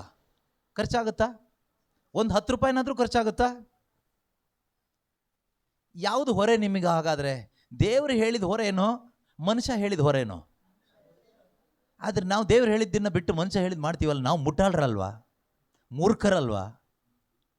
ನಾನು ಹೇಳ್ತಿರೋದು ಈ 10 ಆಜ್ಞೆಗಳ ವಿಷಯದಲ್ಲಿ ಒಂದು ಸಿಂಪಲ್ ವಿಷಯ ಹೇಳ್ತಾ ಇರೋದು. ಅರ್ಥ ಆಗ್ತಾ ಇದೆಯಾ? ಅನುಸರಣೆ ಮಾಡಲಿಕ್ಕೆ ಖುಷಿ ಆಗುತ್ತಾ? ಭಯ ಆಗುತ್ತಾ? ನೋಡೋಣ ಎಷ್ಟು ಜನ ಖುಷಿ ಆಗುತ್ತೆ ಅಂತ. ನಿಮಗೆ ಖುಷಿ ಆಗಿಬಿಟ್ರೆ ಈ ಸ್ಟ್ಯಾಚ್ಯೂ ಬಿಸ್ನೆಸ್ ಮಾಡೋರೆಲ್ಲ ಏನು ಮಾಡಬೇಕು? ಪಾಪ ಅವರು ಹೊಟ್ಟೆ ಪಾಡಿಗೋಸ್ಕರ ಸ್ಟ್ಯಾಚ್ಯೂನ ಮಾನಮಟ್ಟ ಮಾಡಿ ಅವರು ಬದುಕ್ತಾ ಇದ್ದಾರೆ. ನೀವೇನು ತಗೊಂಡು ಬರ್ತೀರಿ ಅಂತ ಹೇಳಿಬಿಟ್ಟು 5 ರೂಪಾಯಿಯಿಂದ 50,000, 5 ಲಕ್ಷದ್ದೆಲ್ಲ ಸ್ಟ್ಯಾಚ್ಯೂಗಳಿದೆ, ಸಿಗುತ್ತೆ. ಇದನ್ನೆಲ್ಲ ತಂದಿಟ್ಟು ಅದಕ್ಕೆ ಅಡ್ಡ ಬಿದ್ದು ಆರಾಧನೆ ಮಾಡಿ ಬದುಕುವ ಎಷ್ಟೋ ಜನ ಕ್ರೈಸ್ತರಿದ್ದಾರೆ. ಎಷ್ಟೊಂದು ಹಣ ಖರ್ಚಾಗುತ್ತೆ, ಎಷ್ಟೊಂದು ಕಷ್ಟ ಇದೆ. ಆದರೆ ದೇವ್ರು ಹೇಳ್ತಾ ಇರೋದು, ನೀನು ಯಾವುದು ತರಬೇಡಪ್ಪ ಆರಾಧನೆಗೆ, ನಿನ್ನನ್ನೇ ತಗೊಂಡು ಬಾ, ನಿನ್ನನ್ನೇ ಅರ್ಪಿಸು, ನೀನೇ ಸಾಕು ನನಗೆ. ನಾವೇನು ಮಾಡ್ತೀವಿ? ಯಾರೋ ಹೇಳ್ತಾರೆ, ನೀವು ದೇವಾಲಯಕ್ಕೆ ಹೋಗಬೇಕಾದ್ರೆ ಬರೀ ಕೈಯಲ್ಲಿ ಹೋಗಬಾರ್ದು, ಏನಾದರೂ ತೊಗೊಂಡೋಗಿ ಕಾಣಿಕೆ ತೊಗೊಂಡೋಗ್ಬೇಕು. ಕ್ಯಾಂಡ್ಲು, ಹೂವು, ಕಾಯಿ, ಹಣ್ಣು, ತರಕಾರಿ, ಅಕ್ಕಿ, ಗೋಧಿ ಎಲ್ಲ ತಗೊಂಡೋಗ್ಬೇಕು. ಅಥವಾ ದುಡ್ಡು ಏನಾದರೂ ತೊಗೊಂಡೋಗ್ಬೇಕು. ಇದೆಲ್ಲ ಹೊರೆನಾ ಅಥವಾ ಸುಲಭನಾ? ಏನಾದರೂ ಹೊತ್ಕೊಂಡೇ ಹೋಗ್ಬೇಕು ನೀನು ದೇವರ ಹತ್ರ ಹೋಗ್ಬೇಕಾದ್ರೆ. ಆದರೆ ದೇವ್ರು ಹೇಳ್ತಾರೆ, ನೀನು ಬರುವಾಗ ನಿನ್ನನ್ನೇ ಹೊತ್ಕೊಂಡು ಬಾ, ನೀನೇ ಒಂದು ಕಾಣಿಕೆಯಾಗಿ ಅರ್ಪಿಸು, ನಿನ್ನನ್ನೇ ಅರ್ಪಿಸು. ಅದೇ ಆರಾಧನೆ. ದೇವ್ರು ಹೇಳೋವ ಅಂತ. ನಾವಿವತ್ತು ನಿಜವಾಗಲೂ ದೇವರು ಹೇಳೋದನ್ನು ಕೇಳಿಬಿಟ್ರೆ ನೆಮ್ಮದಿಯಾಗಿ ಬದುಕ್ಬೋದು. ₹1 ಖರ್ಚಿಲ್ಲ, ಟೆನ್ಷನ್ ಇಲ್ಲ, ಭಾರ ಇಲ್ಲ, ಏನೂ ಇಲ್ಲ. ಆದರೆ ನಾವು ದೇವ್ರನ್ನ ಪ್ರೀತಿ ಮಾಡದೆ ನಮ್ಮದೇ ಆದ ರೀತಿಯಲ್ಲಿ ನಾವು ಬದುಕ್ತಾ ಇರೋದ್ರಿಂದ ನಮಗೆ ಕ್ರೈಸ್ತ ಜೀವನ ಅನ್ನೋದು ಮೂಟೆ ಹೊತ್ಕೊಂಡಂಗೆ ಆಗ್ಬಿಟ್ಟಿದೆ. ಎಷ್ಟೋ ಜನಕ್ಕೆ ಕ್ರೈಸ್ತ ಜೀವನ ಅನ್ನೋ ದೊಡ್ಡ ಮೂಟೆ ಥರ ಆಗ್ಬಿಟ್ಟಿದೆ. ದೇವರು ಬೈಬಲಲ್ಲಿ ಎಲ್ಲಾದರೂ ಹೇಳಿದ್ದಾರೆ 3 ಗಂಟೆಗೆ ಎದ್ದು ಪ್ರಾರ್ಥನೆ ಮಾಡಿ ಅಂತ? ನಿಮಗೆ ಯಾರಾದರೂ ಹೇಳಿದ್ದಾರೆ 3 ಗಂಟೆಗೆ ಎದ್ದು ಪ್ರಾರ್ಥನೆ ಮಾಡಿದರೆ ಒಳ್ಳೆಯದಾಗುತ್ತೆ ಅಂತ? ಹೇಳಿದ್ದಾರೆ ಅಲ್ವಾ? 3 ಗಂಟೆ ಪ್ರಾರ್ಥನೆ ಇದೆ, 6 ಗಂಟೆ ಪ್ರಾರ್ಥನೆ ಇದೆ. ಇವತ್ತು ಕೆಲವು ಜಾಗದಲ್ಲೆಲ್ಲ ಕಲರ್ ಕ್ಯಾಂಡಲ್ ಅಂಟಿಸಿ ಪ್ರಾರ್ಥನೆ ಇದೆ. ವಿಚಿತ್ರ ಹುಚ್ಚುತನ ಅನೇಕ ಕಡೆಗಳಲ್ಲಿ ಅನೇಕ ರೀತಿಯಲ್ಲಿ ನಡೀತಾ ಇದೆ. ಕ್ರೈಸ್ತ ಸಭೆಯಲ್ಲಿ ನಾನು ಹೇಳ್ತಾ ಇರೋದು, ಇದು ಯಾವುದು ದೇವ್ರು ಹೇಳಿದ್ದಲ್ಲ. ಇದು ಯಾರು ಹೇಳಿದ್ದು? ಮನುಷ್ಯ ಮಾಡಿಟ್ಟಿರೋದು. ದೇವ್ರು ಹೇಳಿರೋದೇನು ಗೊತ್ತಾ? ಪ್ರಾರ್ಥನೆ ಮಾಡಬೇಡಿ ಅಂತ ಹೇಳಲಿಲ್ಲ. ನೀವು ಪ್ರಾರ್ಥನೆ ಮಾಡುವಾಗ ಹೀಗೆ ಪ್ರಾರ್ಥನೆ ಮಾಡಿ. ಹೇಗೆ ಪ್ರಾರ್ಥನೆ ಮಾಡಿ? ನೀವು ತಂದೆ ದೇವರಿಗೆ ಸ್ತುತಿ ಮಾಡಿ. Acknowledge him that God is your father. ಮೊದಲು ದೇವರು ನಿಮ್ಮ ತಂದೆ ಎಂದು ನಂಬಿ, ಸ್ವರ್ಗದಲ್ಲಿರೋ ನಮ್ಮ ತಂದೆಯೇ ನಿಮ್ಮ ನಾಮಕ್ಕೆ ಸ್ತೋತ್ರವಾಗಲಿ. The first part of your prayer is thanks giving. ನಿನ್ನ ಪ್ರಾರ್ಥನೆಯಲ್ಲಿ ಮೊದಲು ಕೃತಜ್ಞತೆ ಇರಲಿ, ಧನ್ಯವಾದ ಇರಲಿ. ಅದಾದಮೇಲೆ ನೀನು ದೇವರ ಚಿತ್ತ ಅರಿತುಕೊಳ್ಳಿಕ್ಕಾಗಿ ಪ್ರಾರ್ಥಿಸು. ಅದಾದಮೇಲೆ ನಿನ್ನ ಅನುದಿನದ ಆಹಾರ ಅಂದರೆ ಶರೀರದ ಆಹಾರ ಅಲ್ಲ, ನಿನ್ನ ಆತ್ಮಕ್ಕೆ ಬೇಕಾದಂತಹ ದೇವರ ಜ್ಞಾನ, ಅದೇ ನಮ್ಗೆ ಆಹಾರ. ದೇವರ ವಾಕ್ಯ. ಮಾನವನು ಜೀವಿಸುವುದು ರೊಟ್ಟಿಯಿಂದ ಅಲ್ಲ, ದೇವರ ಬಾಯಿಂದ ಹೊರಟು ಬರುವ ಮಾತಿನಿಂದ. ಇದಕ್ಕಾಗಿ ದೇವರ ಜ್ಞಾನಕ್ಕಾಗಿ ಪ್ರಾರ್ಥಿಸು, ಕೇಳು, ಹುಡುಕು, ತಟ್ಟು. ಏನು ತಪ್ಪು? ಇದಕ್ಕೆ ಎಷ್ಟು ರೂಪಾಯಿ ಖರ್ಚಾಗುತ್ತೆ ಪ್ರಾರ್ಥನೆ ಮಾಡೋಕ್ಕೆ? ಇದಕ್ಕೆ ಯಾವ ಜಾಗಕ್ಕೆ ಹೋಗಬೇಕು? ತಂದೆ ದೇವರನ್ನ ಸ್ತುತಿಸಲಿಕ್ಕೆ, ಪ್ರಾರ್ಥಿಸಲಿಕ್ಕೆ ಯಾವ ಜಾಗಕ್ಕೆ ಹೋಗಬೇಕು? ಎಷ್ಟು ರೂಪಾಯಿ ಖರ್ಚಾಗುತ್ತೆ? ಏನು ಖರ್ಚು ಇಲ್ಲ. ನೀವು ಎಲ್ಲಿಗೆ ಹೋಗೋದು ಬೇಕಾಗಿಲ್ಲ, ಏನು ಮಾಡೋದು ಬೇಕಾಗಿಲ್ಲ. ಯೇಸು ಸ್ವಾಮಿ ಎಷ್ಟು ಸುಲಭವಾಗಿ ಹೇಳ್ತಾ ಇದ್ದಾರೆ ಅಂದರೆ, ಸುಲಭದ ಕೆಲಸ ನಮಗೆ ಹೇಳ್ತಾ ಇದ್ದಾರೆ. ನೀವು ನನ್ನನ್ನು ಪ್ರೀತಿಸುವವರಾದರೆ ನನ್ನ ಮಾತುಗಳನ್ನು ಕೈಗೊಂಡು ನಡೀತೀರಿ, ನನ್ನ ಆಜ್ಞೆಗಳನ್ನು ಕೈಗೊಂಡು ನಡೀತೀರಿ. 24ನೇ ವಾಕ್ಯದಲ್ಲಿ ಹೇಳ್ತಾರೆ, ಜಾನ್ 14:24, ನನ್ನನ್ನು ಪ್ರೀತಿಸದೇ ಇರುವವನು ನನ್ನ ಮಾತನ್ನು ಕೈಗೊಂಡು ನಡೆಯೋದಿಲ್ಲ. ನನ್ನನ್ನು ಪ್ರೀತಿಸದೇ ಇರುವವನು ನನ್ನ ಮಾತನ್ನು ಕೈಗೊಂಡು ನಡೆಯೋದಿಲ್ಲ. Whoever does not love me does not keep my words. ನನ್ನನ್ನು ಪ್ರೀತಿಸದೇ ಇರುವವನು ನನ್ನ ಮಾತನ್ನು ಕೈಗೊಂಡು ನಡೆಯುವುದಿಲ್ಲ ಅನ್ನೋದಕ್ಕಿಂತ ದೇವರನ್ನ ಪ್ರೀತಿ ಮಾಡದೇ ಇರೋವನಿಗೆ ದೇವರ ಆಜ್ಞೆ ಅನುಸರಿಸಲಿಕ್ಕೆ ಆಗಲ್ಲ. ಬೇರೆ ಏನೆಲ್ಲ ಮಾಡ್ಬೋದು, ಚರ್ಚಿಗೆ ಹೋಗ್ಬೋದು, hallelujah, praise the Lord, retreat, ಅದು ಇದು ಎಲ್ಲ ಮಾಡ್ತಾನೆ. ಆದರೆ one thing he cannot do, he cannot obey the commandment of God, he cannot obey the word of God. ದೇವರು ಹೇಳಿದ ಮಾತುಗಳನ್ನ ಅನುಸರಿಸಲಿಕ್ಕಾಗಲ್ಲ, ದೇವರ ಆಜ್ಞೆಗಳನ್ನ ಅನುಸರಿಸಲಿಕ್ಕೆ ಆಗೋದಿಲ್ಲ. ದೇವ್ರ ಮೇಲೆ ಪ್ರೀತಿ ಇಲ್ಲದೆ ಇದ್ದರೆ ಬೇರೆ ಎಲ್ಲ ಮಾಡ್ಬೋದು, ಧಾರ್ಮಿಕವಾಗಿ ಅನೇಕ ಕಾರ್ಯಗಳನ್ನ ಮಾಡ್ಬೋದು. ಹಬ್ಬ ಮಾಡ್ಬೋದು, ತೇರೆಳಿಬೋದು, ನೊವೆನ ಮಾಡ್ಬೋದು, ಚರ್ಚಿಗೆ ಹೋಗ್ಬೋದು, ಎಲ್ಲ ಥರದ್ದು, ಈಸ್ಟರ್ ಮಾಡ್ಬೋದು, ಕ್ರಿಸ್ಮಸ್ ಮಾಡ್ಬೋದು, ಕರಿಸ್ಮ್ಯಾಟಿಕ್ ಪ್ರೇಯರ್ ಗ್ರೂಪಲ್ಲಿ ಸೇರ್ಕೋಬೋದು, ಅಲ್ಲಿ ಹಲ್ಲೆಲೂಯಾ ಪ್ರೈಸ್ ದಿ ಲಾರ್ಡ್ ಹೇಳ್ಬೋದು, ಫಾಸ್ಟಿಂಗ್ ಇದ್ದು ಪ್ರೇಯರ್ ಮಾಡ್ಬೋದು, ಏನೇನೋ ಮಾಡ್ಬೋದು, ಎಲ್ಲ ಮಾಡ್ಬೋದು. ದೇವರನ್ನ ಪ್ರೀತಿಸದೇ ಇರುವವರು ಇದೆಲ್ಲ ಮಾಡಲಿಕ್ಕಾಗುತ್ತೆ. ಹಾಗಾದರೆ ಇದೆಲ್ಲ ಮಾಡಿದ ತಕ್ಷಣ ದೇವ್ರನ್ನ ಪ್ರೀತಿ ಮಾಡ್ದಂಗಲ್ಲ. ದೇವ್ರನ್ನ ಪ್ರೀತಿ ಮಾಡೋದು ಅಂದರೆ ಅವರು ಕೊಟ್ಟ ಆಜ್ಞೆಗಳು. ಫಸ್ಟ್ ಅವರು ಕೊಟ್ಟ ಆಜ್ಞೆಗಳು, ಅವರ ಮಾತುಗಳು ನಾವು ಅನುಸರಣೆ ಮಾಡೋದು. ಇದು ನಾವು ಕೇಳಿಸ್ಕೊಳ್ಳುವಾಗ ನಮಗೆ ಕೆಲವೊಮ್ಮೆ ಭಯ ಆಗ್ಬೋದು, ಮಾಡಲಿಕ್ಕೆ ಕಷ್ಟ ಅನಿಸ್ಬೋದು. ಯಾಕೆ ಕೇಳಿದರೆ, ನಮ್ಮೊಳಗಡೆ ಹೋಲಿ ಸ್ಪಿರಿಟ್ ಇಲ್ಲದೆ ಇರೋದ್ರಿಂದ. ನಮ್ಮೊಳಗಡೆ ಪವಿತ್ರಾತ್ಮರಿದ್ದರೆ ಪವಿತ್ರಾತ್ಮರು ನಮಗೆ ಧೈರ್ಯ ಕೊಡ್ತಾರೆ. Holy Spirit will strengthen us or give us the boldness to obey the commandment of God. ದೇವರ ಆತ್ಮ ನಮ್ಮಲ್ಲಿ ಇರುವಾಗ ದೇವರ ಮಾತುಗಳನ್ನು ಅನುಸರಣೆ ಮಾಡಲಿಕ್ಕೆ ಬೇಕಾದಂಥ ಒಂದು ಬೋಲ್ಡ್ನೆಸ್, ಒಂದು ಧೈರ್ಯ ನಮಗೆ ಪವಿತ್ರಾತ್ಮನೇ ಕೊಡ್ತಾರೆ. ಇದು ಮನುಷ್ಯನಿಗೆ ಕೊಡೋಕ್ಕಾಗಲ್ಲ. Without Holy Spirit you cannot obey the word of God. ಪವಿತ್ರಾತ್ಮನಿಲ್ಲದೆ ದೇವರ ಮಾತುಗಳನ್ನು ಅನುಸರಣೆ ಮಾಡಲಿಕ್ಕೆ ಸಾಧ್ಯ ಇಲ್ಲ. ಪೂರ್ತಿಯಾಗಿ ನಮ್ಗೆ ಅನುಸರಣೆ ಮಾಡಲಿಕ್ಕೆ ಸಾಧ್ಯವಾಗಬೇಕಾದ್ರೆ ಪ್ರೀತಿಯಿಂದ, ವಿಶ್ವಾಸದಿಂದ ದೇವರ ಮಾತುಗಳನ್ನು ನಮಗೆ ಅನುಸರಣೆ ಮಾಡಲಿಕ್ಕೆ ಸಾಧ್ಯವಾಗಬೇಕಾದ್ರೆ ನಮ್ಮ ಒಳಗಡೆ ಪವಿತ್ರಾತ್ಮ ಇರಬೇಕು, ಹೋಲಿ ಸ್ಪಿರಿಟ್ ಇರಬೇಕು. ಅದರಿಂದ ನಮ್ಗೆ ಯಾಕಪ್ಪ ಆಗ್ತಾ ಇಲ್ಲ ಅಂದರೆ you need Holy Spirit, that's it. First you need Holy Spirit. ಮೊದಲನೇದಾಗಿ ನಿಮಗೆ ಯಾರು ಬೇಕು? ಪವಿತ್ರಾತ್ಮ ಬೇಕು. ಪವಿತ್ರಾತ್ಮರನ್ನ ಯೇಸು ಕ್ರಿಸ್ತರು ನಮಗೆ ವಿಶ್ವಾಸ ಇಟ್ಟಾಗ ಕೊಡ್ತಾರೆ. ಈ ಪವಿತ್ರಾತ್ಮ ನಮ್ಮಲ್ಲಿ ಬಂದಮೇಲೆ ಪವಿತ್ರಾತ್ಮ ನಮ್ಮನ್ನು ದೇವರ ಮಾತಿನ ಪ್ರಕಾರ ಕರ್ಕೊಂಡು ಹೋಗ್ತಾರೆ. ಪವಿತ್ರಾತ್ಮ ನಮ್ಮನ್ನು ಬೇರೆ ಥರ ಕರ್ಕೊಂಡು ಹೋಗೋದಿಲ್ಲ. ಯೇಸು ಸ್ವಾಮಿ ಹೇಳ್ತಾರಲ್ವ, ಅವರು ಪವಿತ್ರಾತ್ಮ ಬಂದಾಗ ಅವರು ನಿಮ್ಮನ್ನು ಸಮಗ್ರ ಸತ್ಯದೆಡೆಗೆ ನಿಮ್ಮನ್ನು ನಡೆಸ್ತಾರೆ. He will lead you into the fullness of the truth. ಪವಿತ್ರಾತ್ಮ ಬಂದಾಗ ಪವಿತ್ರಾತ್ಮ ನಿಮ್ಮನ್ನು ಎಲ್ಲಿಗೆ ನಡೆಸ್ತಾರೆ ಅಂತ ಇದೆ? ಸತ್ಯದೆಡೆಗೆ ನಡೆಸ್ತಾರೆ. ಸತ್ಯ ಅಂದ್ರೆ ಏನು? ದೇವರ ಮಾತು. ಜಾನ್ 17:17 ಯೇಸು ಏನು ಹೇಳ್ತಾರೆ? ನಿಮ್ಮ ಮಾತೇ ಸತ್ಯ. ಅಪ್ಪ, ನಿಮ್ಮ ಮಾತೇ ಸತ್ಯ. Your word is truth. ಹಾಗಾದ್ರೆ when Holy Spirit comes he will lead you in truth. ಪವಿತ್ರಾತ್ಮ ಒಬ್ಬ ಮನುಷ್ಯನಲ್ಲಿ ಬಂದಾಗ ಆ ಪವಿತ್ರಾತ್ಮ ನಮ್ಮನ್ನು ಎಲ್ಲಿ ನಡೆಸ್ತಾರೆ? ಸತ್ಯದ ದಾರಿಯಲ್ಲಿ ನಡೆಸ್ತಾರೆ. ಅಂದರೆ ವಾಕ್ಯದ ದಾರಿಯಲ್ಲಿ ನಡೆಸ್ತಾರೆ, ಆಜ್ಞೆಗಳನ್ನು ಅನುಸರಣೆ ಮಾಡುವ ದಾರಿಯಲ್ಲಿ ನಡೆಸ್ತಾರೆ, ಅಥವಾ ದೇವರನ್ನು ಪ್ರೀತಿಸುವ ದಾರಿಯಲ್ಲಿ ನಮ್ಮನ್ನು ನಡೆಸ್ತಾರೆ.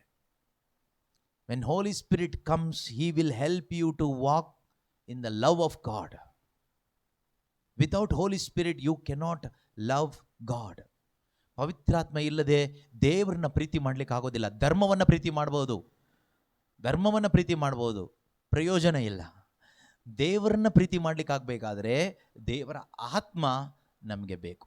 ಅದರಿಂದನೇ 1 John 4:19 ಯೋವಾನನು ಬರೆದ ಮೊದಲನೇ ಪತ್ರಿಕೆ 4ನೇ ಅಧ್ಯಾಯ 19ನೇ ವಾಕ್ಯದಲ್ಲಿ ನಾವು ಈ ರೀತಿಯಾಗಿ ಓದ್ತೀವಿ, we love because god first loved us. ದೇವರು ಮೊದಲು ನಮ್ಮನ್ನ ಪ್ರೀತಿ ಮಾಡಿದ್ರಿಂದ ನಾವು ಪ್ರೀತಿಸುತ್ತೇವೆ. ದೇವರು ಮೊದಲು ನಮ್ಮನ್ನ ಪ್ರೀತಿ ಮಾಡಿದ್ರಿಂದ ನಮಗೆ ಪ್ರೀತಿಸ್ಲಿಕ್ಕೆ ಆಗ್ತಾ ಇದೆ. ಈ ದೇವರು ನಮ್ಮನ್ನು ಪ್ರೀತಿ ಮಾಡಿದ್ರು ಅನ್ನೋದಕ್ಕೆ ಎವಿಡೆನ್ಸ್ ಏನು? What is the evidence of God's love? Holy Spirit in you. ನಾನು ನಿನ್ನನ್ನು ಪ್ರೀತಿಸಿದ್ದೇನೆ ಮಗನೇ ಅಂತ ದೇವರು ನಮಗೆ ಕೊಡುವ ಗಿಫ್ಟೇ ಹೋಲಿ ಸ್ಪಿರಿಟ್, ಪವಿತ್ರಾತ್ಮ. ಯೇಸು ಕ್ರಿಸ್ತನ ಶಿಲುಬೆ ಮರಣದ ಮುಖಾಂತರವಾಗಿ ಆ ಪ್ರೀತಿಯನ್ನು ಪ್ರಕಟಪಡಿಸಿ ಅದಾದ ನಂತರ ನಮಗೆ ಪವಿತ್ರಾತ್ಮ ಸಿಗುವಂತೆ ಮಾಡಿದ್ದಾರೆ. ಆ Holy spirit is the guarantee that we are loved by God. ಪವಿತ್ರಾತ್ಮನೇ ಗ್ಯಾರಂಟಿ ನಾವು ದೇವರ ಪ್ರೀತಿಗೆ ಪಾತ್ರರಾಗಿದ್ದೇವೆ, ದೇವರು ನಮ್ಮನ್ನು ಪ್ರೀತಿಸ್ತಾ ಇದ್ದಾರೆ ಅನ್ನೋದಕ್ಕೆ ಎವಿಡೆನ್ಸ್ ದೇವರು ನಮಗೆ ಕೊಟ್ಟ ಪವಿತ್ರಾತ್ಮ. ನೀನು ವಿಶ್ವಾಸ ಇಟ್ಟಾಗ ದೇವರು ನಿನಗೆ ಕೊಟ್ಟಂಥ ಪರಿಶುದ್ಧಾತ್ಮ ಮುದ್ರೆ ಇದೆಯಲ್ವಾ, ಅದೇ ಗ್ಯಾರಂಟಿ. ಈ ಮುದ್ರೆನೇ ಗ್ಯಾರಂಟಿ, ಇನ್ಯಾವುದೂ ಬೇಕಾಗಿಲ್ಲ ನಮಗೆ. ದೇವರು ನಮ್ಮನ್ನು ಪ್ರೀತಿಸ್ತಾರೆ ಅನ್ನೋದಕ್ಕೆ ಎವಿಡೆನ್ಸ್ ಬೇರೆ ಏನೂ ಬೇಕಾಗಿಲ್ಲ. Holy spirit is the evidence that God loved me, God loves me. ದೇವರು ನನ್ನ ಪ್ರೀತಿ ಮಾಡಿದ್ದಾರೆ, ಮಾಡ್ತಾ ಇದ್ದಾರೆ. ನನಗೆ ಕೊಟ್ಟ ಪವಿತ್ರಾತ್ಮನೇ guarantee.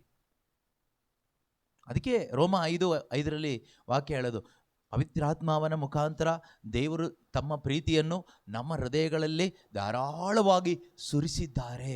God poured out his love into our hearts through the Holy Spirit. Through the Holy Spirit God poured out his love into our hearts. ದೇವರು ಪವಿತ್ರಾತ್ಮ ಮುಖಾಂತರ ತಮ್ಮ ಪ್ರೀತಿಯನ್ನು ನಮ್ಮ ಹೃದಯಗಳಲ್ಲಿ ಧಾರಾಳವಾಗಿ ಸುರಿಸಿದ್ದಾರೆ. ಸುರಿಸ್ತಾನೇ ಇರ್ತಾರೆ. ನೀವು ಕೇಳ್ಬೋದು, ಎಲ್ಲೋಯ್ತು ಹಾಗಾದರೆ? ಎಲ್ಲೋಯ್ತದು? ಈ ಸುರಿಸಿದ್ದಾರೆ ಅಂತ ಇದೆಯಲ್ವಾ, ಇದು ವರ್ಕ್ ಆಗಬೇಕಾದ್ರೆ, ಇದು ನಮಗೆ ಅನುಭವ ಆಗಬೇಕಾದ್ರೆ, ನಮಗೊಂದು ಅನುಭವ ಆಗಬೇಕಲ್ವಾ? ಅನುಭವ ಆಗಬೇಕಾದ್ರೆ ಕಂಡೀಷನ್ ಇಷ್ಟೇ, ಒಬೇ ದ ವರ್ಡ್ ಆಫ್ ಗಾಡ್. ಈಗ ಹೋಲಿ ಸ್ಪಿರಿಟ್ ನಮ್ಮಲ್ಲಿದ್ದಾರೆ, ಕಷ್ಟ ಆಗಲ್ಲ. ಆದ್ದರಿಂದ ನಮಗೀಗ ಅನುಸರಿಸ್ಬೋದು. ಅಲ್ಲಿ ಏನು ಟೆಸ್ಟ್ ಆಗುತ್ತೆ? Your faith will be tested there. ನಮ್ಮ ವಿಶ್ವಾಸ ಅಲ್ಲಿ ಪರೀಕ್ಷಿಸಲ್ಪಡ್ತದೆ. ಹೀಗೆ ನಾವು ವಿಶ್ವಾಸಿಗಳಾಗಿ ಜೀವಿಸುವಾಗ ನಮಗಾಗಿ ದೇವರಿಟ್ಟಂತಹ ಆ ಒಂದು ಸಾಲ್ವೇಷನ್ ಇದೆಯಲ್ವಾ, ಅದು ನಮಗೆ ಕೊನೆಯಲ್ಲಿ ಸಿಗುತ್ತೆ ಒಂದು ದೊಡ್ಡ ಬ್ಲೆಸ್ಸಿಂಗ್ ಆಗಿ. ಇದು ದೇವರನ್ನ ಪ್ರೀತಿಸುವವರಿಗೆ ದೇವರು ಇಟ್ಟಿರೋದು. Salvation is for those who love God. ತಪ್ಪು ತಿಳ್ಕೊಬೇಡಿ, ದೇವರಿಗೆ ನಮ್ಮ ಮೇಲಿರೋ ಪ್ರೀತಿಯಿಂದ ದೇವರು ಎಲ್ಲರನ್ನ ಕ್ರಿಸ್ತ ಯೇಸುವಿನಲ್ಲಿ ರಕ್ಷಣೆ ಮಾಡಿದ್ದಾರೆ. ಆದರೆ ಈಗ ನಾನು ಹೇಳ್ತಾ ಇರೋ ಸಾಲ್ವೇಷನ್ ಯಾವುದು ಕೇಳಿದರೆ, 2-3 ಥರ ಸಾಲ್ವೇಷನ್ ಇಲ್ಲ. The fullness of that salvation. 1 Peter chapter 1 verse 5. 1 ಪೇತ್ರ 1ನೇ ಅಧ್ಯಾಯ 5ನೇ ವಾಕ್ಯದಲ್ಲಿ ಅಂತ್ಯಕಾಲದಲ್ಲಿ ಪ್ರತ್ಯಕ್ಷವಾಗಲಿರುವ ಜೀವೋದ್ಧಾರ. ಓಕೆ, ಅಂತ್ಯಕಾಲದಲ್ಲಿ salvation ready to be revealed, not yet revealed. Okay, ಇನ್ನು ಪ್ರಕಟ ಆಗಿಲ್ಲ. ಇನ್ನು ಪ್ರಕಟ ಆಗದೇ ಇರತಕ್ಕಂಥ ಒಂದು ರಕ್ಷಣೆ ಇದೆ. ಅದು ಬೇರೆ ರಕ್ಷಣೆ ಅಂತ ಅಲ್ಲ, ರಕ್ಷಣೆಯ ಸಂಪೂರ್ಣತೆ, the fullness of your salvation.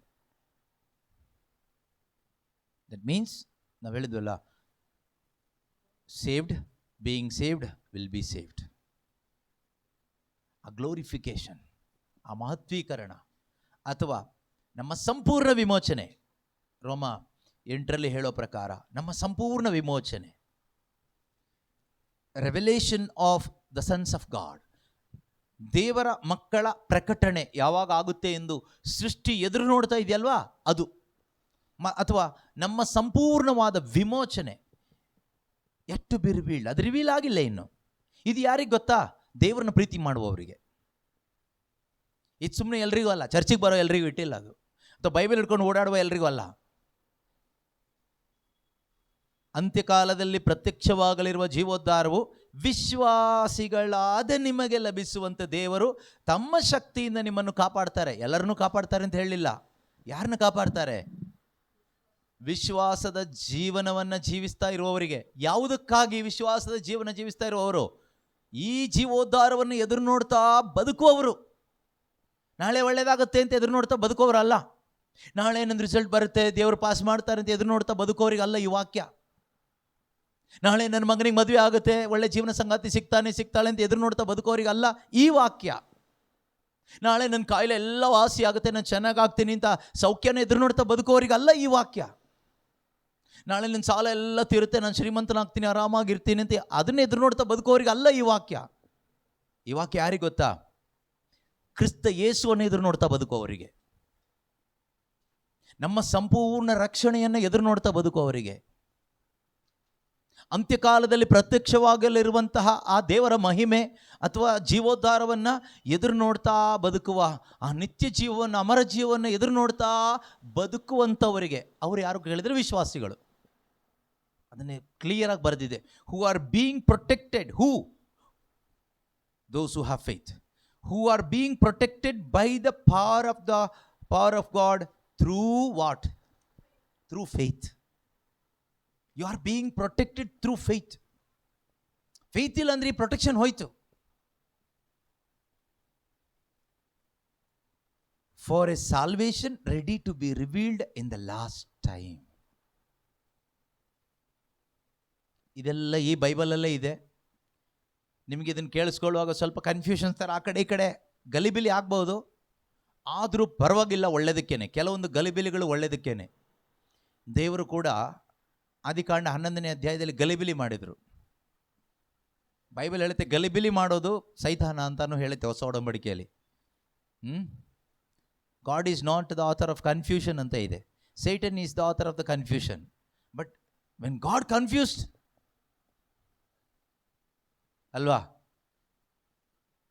That is for our welfare only. ದೇವರು ಕನ್ಫ್ಯೂಷನ್ ಮಾಡಿದ್ದಾರೆ ಅಂದಮೇಲೆ ಅದು ಕನ್ಫ್ಯೂಷನ್ ಅಲ್ಲ, ದಟ್ ಈಸ್ ಗಾಡ್ಸ್ ಲವ್. ನಮ್ಮ ಹ್ಯೂಮನ್ ಮೈಂಡಿಗೆ ಅದು ಕನ್ಫ್ಯೂಷನ್ ಆಗಿರುತ್ತೆ, ಬಟ್ ಅದು ದೇವರ ಪ್ರೀತಿ ಆಗಿರುತ್ತೆ. ಅದು ನಮಗೆ, ನಮ್ಮ ಈ ಬುದ್ಧಿಗೆ, ನಮ್ಮ ಅತಿ ಬುದ್ಧಿ ಅಲ್ವಾ, ನಮಗೊಂದು ಕನ್ಫ್ಯೂಷನ್ಗೆ ಒಂದು ಡೆಫಿನಿಷನ್ ಇದೆ, ಒಂದು ಎಕ್ಸ್ಪ್ಲನೇಷನ್ ಇದೆ. ನಮ್ಮ ಡೆಫಿನಿಷನ್, ನಮ್ಮ ಎಕ್ಸ್ಪ್ಲನೇಷನ್, ನಮ್ಮ ಲೆನ್ಸಲ್ಲೇ ನಾವು ನೋಡ್ತೀವಿ. But you cannot judge God based on your your knowledge. Your knowledge is useless to judge God's knowledge. God's work. You cannot discern God's work with your own self discernment. ನಿನಗಿರ್ತಕ್ಕಂಥ ಸ್ವಂತ ಬುದ್ಧಿ, ಜ್ಞಾನ, ಅರಿವು, ತಿಳುವಳಿಕೆ ಈ lens ಹಾಕ್ಕೊಂಡು ನೀನು ದೇವ್ರನ್ನ ನೋಡಿದರೆ ನಿನಗೆ ದೇವ್ರ ಥರ ಕಾಣಿಸ್ತಾರೆ. ಅದಕ್ಕೇನೆ ಕೆಲವರು ಹೇಳ್ತಾರಲ್ಲ, ದೇವ್ರು ಯಾಕೆ ನಮ್ಮ ಜೀವನದಲ್ಲಿ ಇಷ್ಟೊಂದು ಕೆಟ್ಟದ್ದು ಮಾಡಿಬಿಟ್ಟ, ದೇವ್ರು ಯಾಕೆ ನನ್ನ ಜೀವನದಲ್ಲಿ ಇಷ್ಟೊಂದು ಕಟುಕನಾಗ್ಬಿಟ್ಟ, ದೇವ್ರು ಯಾಕೆ ನನ್ನ ಜೀವನದಲ್ಲಿ ಇಷ್ಟೊಂದು ಕೇಡು ಮಾಡಿಬಿಟ್ರು, ದೇವ್ರು ಯಾಕೆ ನಿನಗೆ ಈ ಥರ ದ್ರೋಹ ಮಾಡಿಬಿಟ್ರು ಅಂತೆಲ್ಲ ನಾವು ದೇವ್ರನ್ನ ಒಂದು ದ್ರೋಹಿಯಾಗಿ, ಕಟುಕನಾಗಿ, ಕೆಟ್ಟವನಾಗಿ, ಕೆಲವೊಬ್ಬರು ಪಿಶಾಚಿಯಾಗಿ ಕೂಡ ನೋಡುವವರು ಇದ್ದಾರೆ, ಕ್ರೈಸ್ತರು, ಪ್ರಾರ್ಥನೆಯಲ್ಲಿ ಇರೋರು.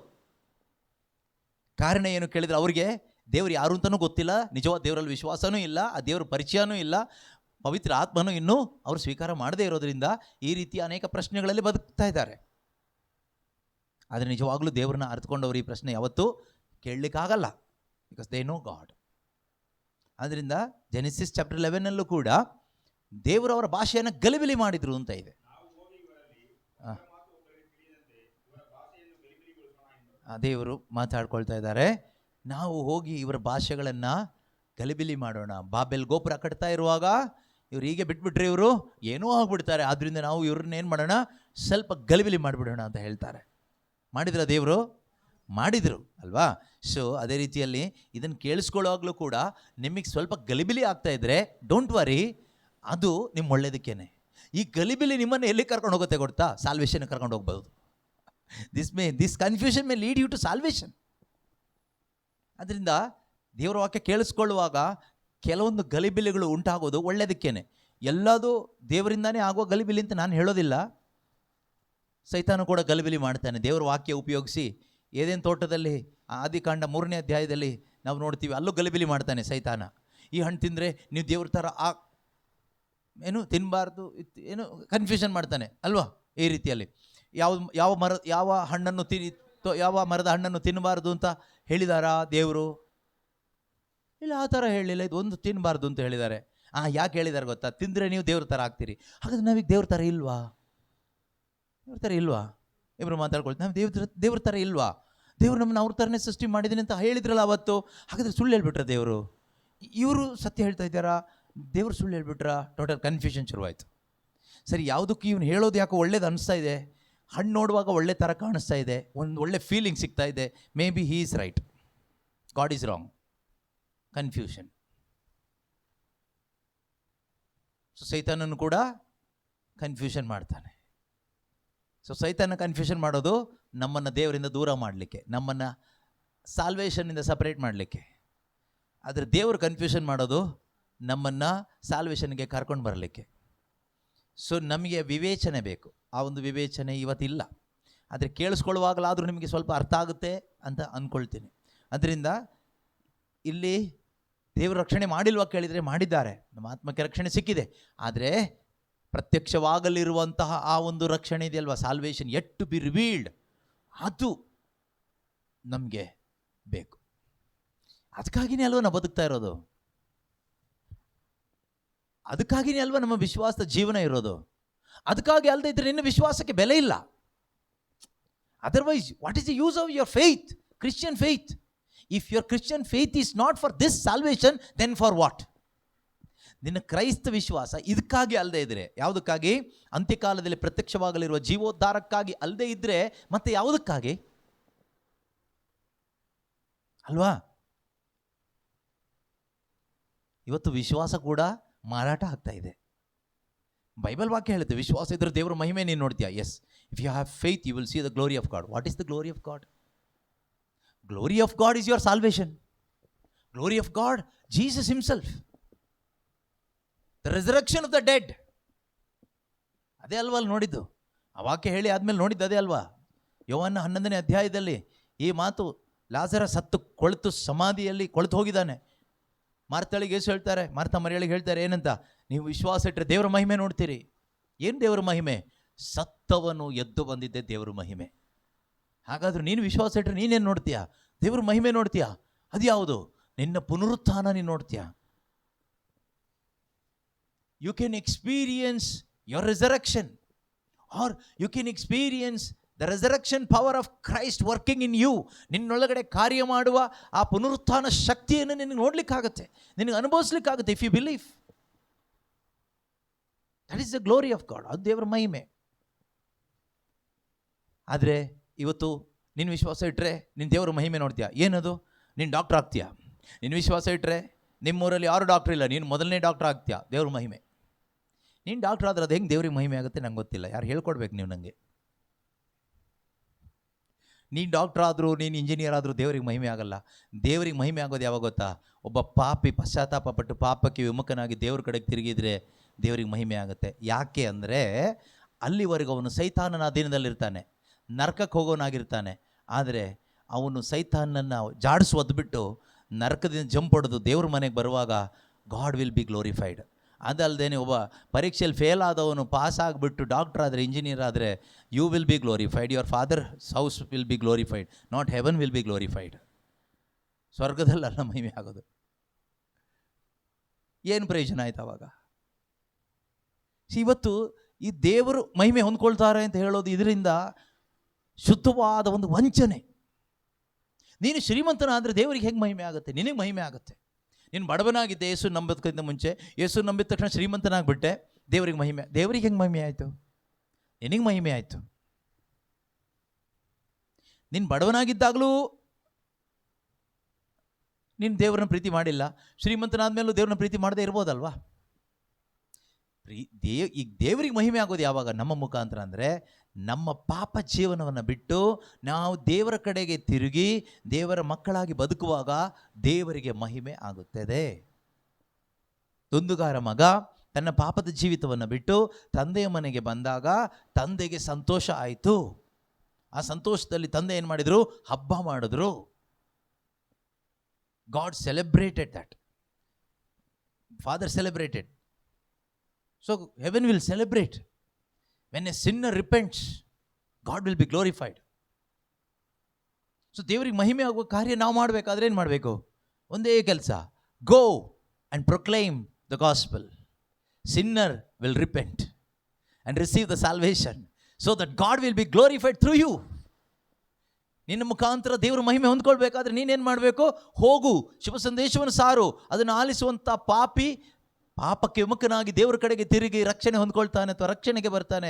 ಆಗ ಯಾರಿಗೆ ಮಹಿಮೆ ಆಗುತ್ತೆ? ದೇವರಿಗೆ ಮಹಿಮೆ ಆಗುತ್ತೆ. ಯಾಕೆಂದರೆ ಈ ಕೆಲಸ ಮಾಡೋಕ್ಕೆ ನಿನಗಾಗಲ್ಲ. ಈ ಕೆಲಸ ಮಾಡೋಕ್ಕೆ ನಿನ್ನ ಬುದ್ಧಿ ಜ್ಞಾನ ಶಕ್ತಿಗೆ ಆಗೋದಿಲ್ಲ. ಆದರೆ ಒಬ್ಬನಿಗೆ ಡಾಕ್ಟರ್ ಆಗಲಿಕ್ಕೆ, ಇಂಜಿನಿಯರ್ ಆಗಲಿಕ್ಕೆ ಅವನಿಗೆ ಬುದ್ಧಿಶಕ್ತಿಯಿಂದ ಆಗುತ್ತೆ. ಇನ್ನು ದೇವರು ಅವನಿಗೆ ಆಶೀರ್ವಾದ ಕೊಟ್ಟರೂ ಆಗುತ್ತೆ. ಆದರೆ ಪಾಪ ಬಿಡಲಿಕ್ಕೆ,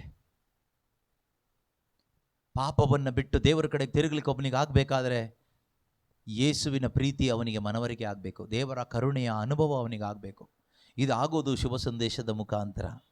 this will happen only through gospel, ಶುಭ ಸಂದೇಶದ ಮುಖಾಂತರ. ಹಾಗಾದರೆ whenever you are sharing the gospel, you are bringing glory to God. ನೀವು ಶುಭ ಸಂದೇಶವನ್ನು ಸಾರುವಾಗಲೆಲ್ಲ ನೀವು ಯಾರಿಗೆ ಮಹಿಮೆ ತರ್ತಾ ಇದ್ದೀರಿ? ಯೇಸು ಕ್ರಿಸ್ತನಿಗೆ ಮಹಿಮೆ ತರ್ತಾ ಇದ್ದೀರಿ. ಯೇಸುವಿಗೆ ಮಹಿಮೆ ಆಗೋದು ಯಾರಿಗೆ ಇಷ್ಟ ಇಲ್ಲ? ಪಿಶಾಚಿಗೆ ಇಷ್ಟ ಇಲ್ಲ. ಆದ್ದರಿಂದನೇ ಏನು ಮಾಡ್ತಾನೆ? ಅವನು ಕಲಬೆರಕೆ ಮಾಡ್ತಾನೆ. ಇವತ್ತು ದೇವರ ವಾಕ್ಯ ಬೋಧನೆಯಲ್ಲೂ ಶುಭ ಸಂದೇಶ ಪ್ರಚಾರದಲ್ಲೂ ಈ ಕಲಬೆರಕೆ ಯಾಕೆ ನಡೀತಾ ಇದೆ ಅಂದರೆ, ದೇವರಿಗೆ ಸಲ್ಲಬೇಕಾದ ಮಹಿಮೆ ದೇವರಿಗೆ ಸಲ್ಲಬಾರ್ದು, ಅದು ಸೈತಾನಿಗೂ ಸ್ವಲ್ಪ ಹೋಗಬೇಕು ಅಂತ. ದೇವರ ವಾಕ್ಯ ಇದೆ, ನನಗೆ ಸಲ್ಲಬೇಕಾದ ಮಹಿಮೆಯನ್ನು ನಾನು ಇನ್ನೊಬ್ಬನಿಗೆ ಸಲ್ಲಗೊಡಿಸುವುದಿಲ್ಲ. ಹಾಗಾದ್ರೆ ನಾನು ಬಿಡ್ತೀನಾ ಅಂತ ಪಿಶಾಚಿ ಸವಾಲು. ಇವತ್ತು ಯಾರ ಏಜೆಂಟ್ ಆಗಿ ನಾವು ವರ್ಕ್ ಮಾಡ್ತಾ ಇದ್ದೀವಿ? ಚರ್ಚ್ ಸರ್ವೆಂಟ್ಸ್ ಆಫ್ ಗಾಡ್ ಎಂದು ಕರೆಯಲ್ಪಡುವ ಅನೇಕರು. Whose servant you R?